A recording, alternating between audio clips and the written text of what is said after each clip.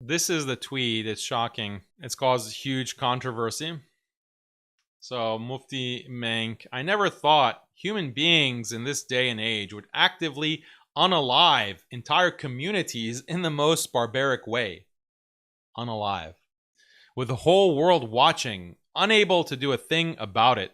The extent of brutality is way beyond imagination. All this only to steal strategically located land? If peace is what you if peace is what you really want, then this will only ever make matters worse. Enough is enough. So he's being roasted in the replies for this tweet, and the tweet has gone viral because he can't name Israel. You can't say Israel. You can't criticize Israel by name.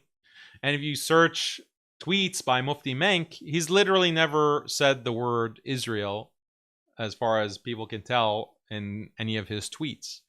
He has how many million followers? Like 10.8 million followers. And he has how many tweets? Probably thousands and thousands of tweets. Can't say one thing about Israel and uses words like unalive. Like you can't say killed, slaughtered, massacred, bombed. No, you have to say unalived. Strategically located lands, like you can't say Palestine. These are the kinds of compassionate imams that are consumed by millions of Muslims. What do you think this produces? And you think it's like a coincidence that he doesn't mention Israel? Like, this was the controversy from 2 years ago. He had iftar in Ramadan a couple of years ago with one of these diplomats to is a rabbi from Israel in the UAE. Mufti Menk is going to the UAE and he's having iftar with this Israeli rabbi, who's one of the official rabbis. And here you can see smiling, shaking hands. So, I wonder why can't Mufti Menk say Israel in a tweet? He has to leave the name Israel out, and he has to say unaliving for strategically located land. These are the type of compassionate imams that the Ummah has promoted, has celebrated with all kinds of wealth, money, status, prestige, fame. These are the leaders that have been chosen. Why?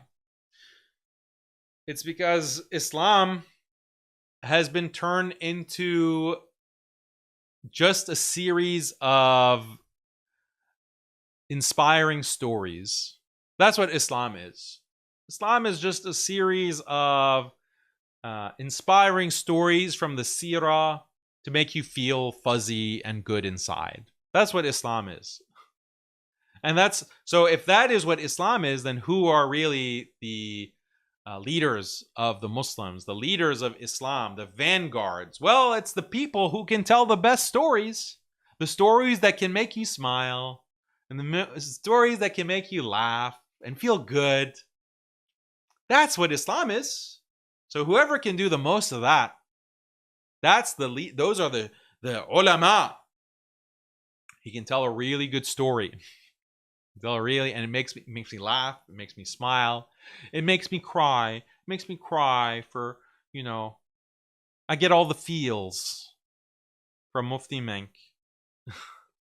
Okay, if this is the person that you've propped up, don't be surprised when he's shaking hands with an Israeli rabbi.